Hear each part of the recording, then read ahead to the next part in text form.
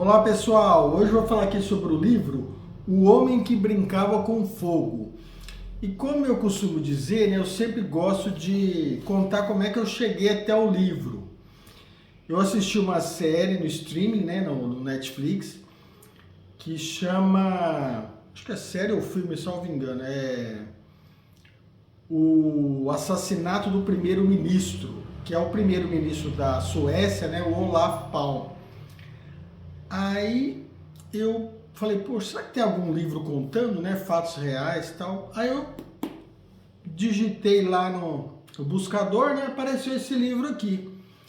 E esse livro aqui, o autor, ele é fã de um escritor, do Stieg Larsson, que é um escritor famoso também, que retrata um pouco desse ambiente aí de agente, de mistério, tal, né?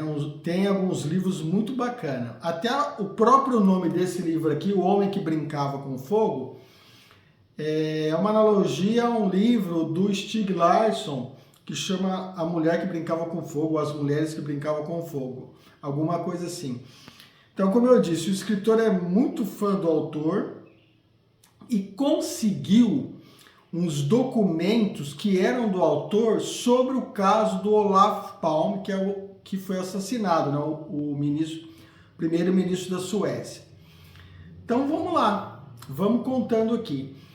O caso, depois se vocês, até leitor e leitora, quiserem pesquisar, o caso do assassinato do primeiro-ministro é um caso sem solução. Lá na Netflix, né, na TV, eles colocaram um suspeito lá e como querendo dizer que fosse ele o assassino. Até o nome dele está aqui, tá? Só que tem uma tarja que aparece lá que falando que esse caso não foi solucionado. Mas como a TV, lógico, é permitido aí ter essa liberdade, né? Então acabou, essa liberdade poética acabou colocando um suspeito lá como sendo o assassino, ou dando a entender que seria o assassino. Mas na realidade não é bem isso, né? Aqui no livro ele coloca outro suspeito como assassino.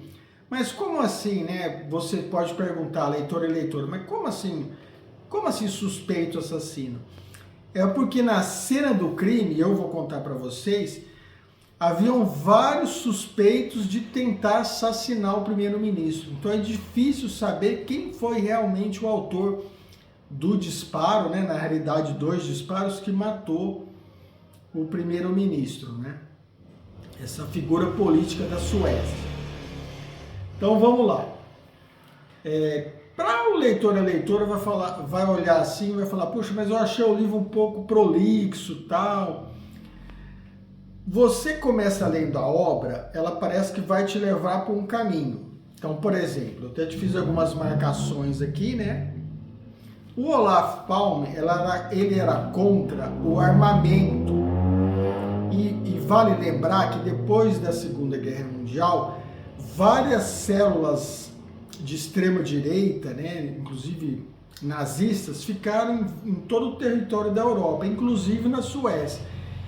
Então tinha células lá também que tinham interesse na morte do Olaf Palme, porque ele era a favor do apartheid, a favor não, ele lutava pela defesa lá na África do Sul, né, pelo apartheid, né, contra o apartheid, né, e ele era mais humano. Então, lógico, essas células de extrema-direita não queriam a presença dele lá. Então, ele era contra as armas. Eu até fiz algumas marcações, né? Olha lá, pelo engajamento, né? Contra o apartheid, é isso que eu quis dizer, e por suas intenções de frear o comércio de armas. Então, ele era contra o apartheid, contra o comércio de armas. E até interessante no livro aqui, para quem é mais velho um pouco aí, né, vai lembrar, o caso do Irã-Contras. É uma relação que teve ao favorecimento de venda de armas entre Estados Unidos, África do Sul e o Irã, o famoso Irã-Contras. Eu, quando mais novo, ouvi muito isso, né, Irã-Contras, né, tal. Então, haviam várias pessoas, vários grupos não satisfeitos com a Suécia, com o primeiro-ministro, porque a Suécia funcionava como uma espécie alfandegária que não deixava proliferar esse comércio de armas. Ele era contra e acaba pesando nessa relação. Então, assim, só por aí, e por isso que eu falei que a obra é prolixa, porque de repente o leitor e a leitora vai achar meio moroso ler o livro, mas é porque o autor, baseado nos documentos que ele encontrou do Stieg Larsson, né, que ele era fã, é bem detalhado todas essas células, todos esses grupos. Eu vou mostrar algumas imagens aqui, ó. Olha lá, ó. Então os grupos eram várias redes, né? Então tem aqui até o local do assassinato, tem umas ilustrações aqui, né? Mas vamos ver se eu acho aqui para mostrar para vocês com relação ao criminoso, né? Ou suposto criminoso, vez que não conseguiu achar quem assassinou, quem deu os disparos no primeiro-ministro, né? Deixa eu ver. Ah, tá aqui, ó. Aqui tem até um mapinha de todos os possíveis principais suspeitos, né? Eu até coloquei aqui, ó, mais chuleado aqui, que no filme, na TV, no Netflix, né, o suspeito de ser o assassino é o Viktor Gunnarsson, né? Que é o assassino do primeiro-ministro. No livro aqui ele fala que é o Jacob Tedelin.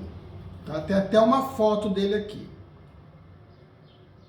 O autor pode, de repente, levar o leitor e a leitora a achar que a polícia sueca que foi deficiente em conseguir e não teve competência para conseguir achar quem era o assassino. Na realidade, lendo o livro, depois eu percebi que não foi isso. Acontece que tinha muitos suspeitos na cena do crime.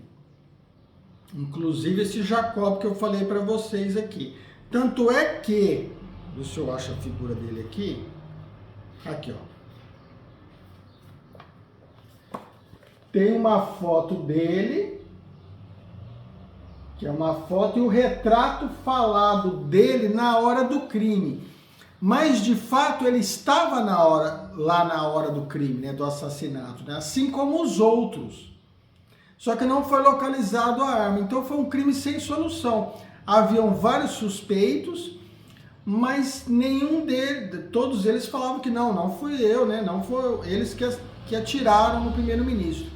E como não tinha provas, não tinha como imputar esse crime neles, né? Então, ficou um crime sem solução. À primeira vista, assim, eu até pensei também que o autor aqui fosse resolver o caso, né? Ele até fala que foi o Jacob, porque o retrato falado dele batia com a foto dele, mas não tem nada a ver. Ele poderia simplesmente estar passando por lá, poderia até estar com a arma para assassinar, mas não necessariamente praticou o ato. Então, o fato de alguém ter visto ele lá não diz nada, né? Então, essa relação até jurídica, né, criminal aí, pesa muito, porque não tem prova que foi ele, né? O autor aqui do livro fala que foi o Jacob. No filme, fala que foi o Gunnarsson, né? Depois, quem tiver a oportunidade de ver, né? Que o Gunnarsson, ele era componente de uma célula de extrema direita, que por várias vezes falou em assassinar o primeiro-ministro. Mas falar e assassinar são coisas distintas, né? Então, assim, nenhuma prova, então. Então, foi um caso sem solução, mas gostei muito de ter lido o livro, assim, principalmente por ser um fato real, né? Que eu gosto bastante de história. Então, tá aí O Homem que Brincava com Fogo, uma homenagem ao Stieg Larsson, né? O escritor aí também, o autor, o grande fã dele. Então tá aí uma dica de leitura muito legal, gostei demais de ter lido, assim, me surpreendeu, gostei muito. Forte abraço aí, até mais, obrigado.